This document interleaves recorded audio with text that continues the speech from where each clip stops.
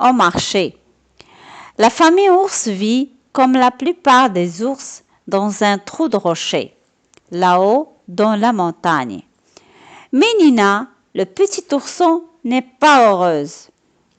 Un jour, Nina dit à sa maman, « J'en ai assez de toujours manger la même chose. Depuis que je suis née, je ne mange que du miel. Encore du miel, toujours du miel. J'en ai assez. » Elle a raison, cette petite, dit papa ours à sa femme, sans même lever la tête de son journal. Allez donc en ville, achetez-nous de bonnes choses à nous mettre sous la dent. Le lendemain, Nina et sa maman se lèvent tôt car il faut marcher longtemps pour arriver en ville. Mais ce long voyage à pied ne fait pas peur au petit ourson. Nina est toute heureuse à l'idée de découvrir bientôt un monde dont elle a beaucoup entendu parler et qu'elle ne connaît pas. Nina et sa maman sont maintenant en ville.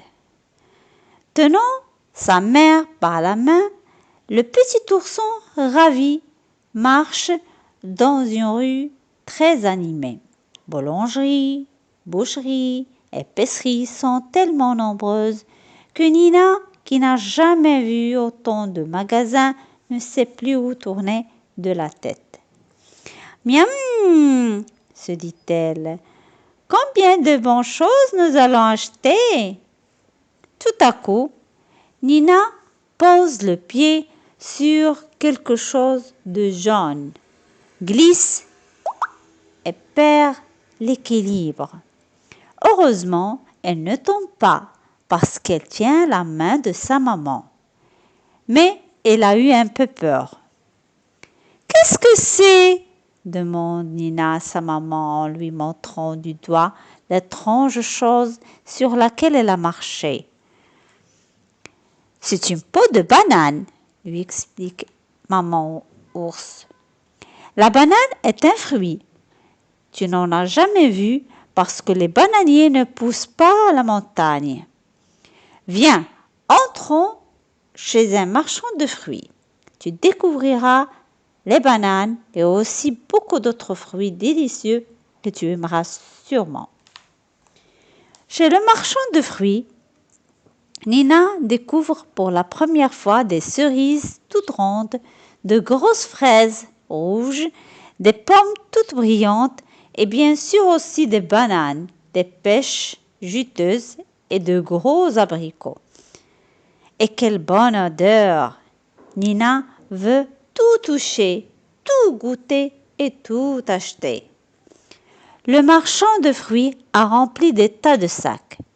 Lourdement chargés, Nina et sa mère entrent ensuite dans une boulangerie. Nina, qui n'a jamais vu de sa vie de baguettes, de pain rond, de croissants et de gâteaux, veut encore une fois tout acheter. Et c'est encore plus lourdement chargé que maman ours et ourson sortent de la boulangerie pour entrer, cette fois-ci, dans une boucherie. Ils y achètent de bons beefsteaks. Et dans l'épicerie voisine, Nina, qui vient de découvrir les friandises, remplit un gros sac de bonbons, de chocolat, de dragées et de sucettes. Nina et sa maman portent maintenant des sacs si nombreux et si lourds qu'elles n'arrivent plus à avancer. « Comment rentrerons-nous à la maison ?» s'inquiète l'ourson qui a mal aux jambes à force de marcher et aux bras à force de porter des sacs. Fatiguées, maman et fillette ont déposé leurs sacs par terre. Elles ne savent plus quoi faire et Nina sent déjà les larmes lui monter aux yeux. Tout à coup, c'est le klaxon d'un gros camion qui s'arrête tout près de Nina. Qui ça peut être? Qui klaxonne ainsi? Papa, c'est toi! S'exclame ravie Nina en apercevant son père dans la cabine du camion. « Et c'est vous, monsieur et madame Boru? Comment se fait-il que vous soyez ici ?»« C'est moi qui ai demandé à monsieur Boru de m'accompagner en ville avec son camion, » explique Papa Ours. « Comme je connais bien Maman Ours, je savais que vous auriez des tas de sacs à porter. Et c'est pourquoi nous sommes venus. »« Déposons les sacs à l'arrière du camion et en route, » conclut monsieur Boru. Nina et sa maman sont installées dans la cabine du camion, à côté de monsieur Boru. Mais comme le trajet est long, Nina s'est endormie. « Mon Dieu, j'ai faim, » dit monsieur Boru. « Tu as faim ?»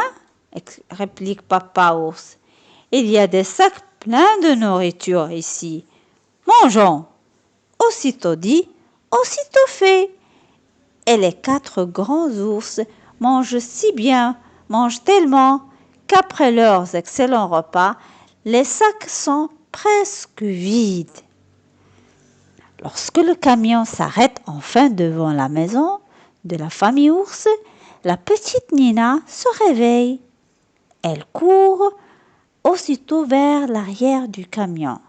« Oh !» s'exclame-t-elle, très déçue. « Il n'y a plus rien à manger !»« C'est vrai, » admet Maman Ours. « Tu sais, Papa et Monsieur Boru avaient vraiment très faim. Nous ferons de nouveau un marché en ville demain et après-demain. En attendant, tu peux toujours te régaler avec cet excellent miel qui est là sur la table. »